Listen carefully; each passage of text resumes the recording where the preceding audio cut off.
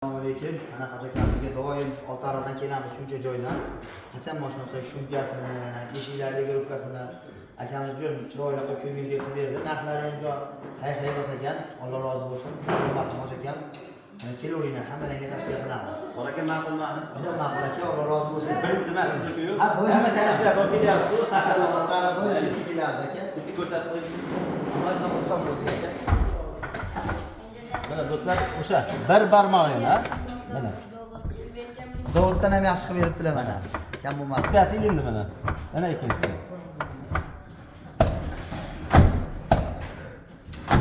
Bitta barmoqda xudo xolasa, eshiklarimiz chiroyli, xudo rozi bo'lsin. O'rnidan chiqib qo'ying. Mana bittasi ilindi. Ikkinchisi.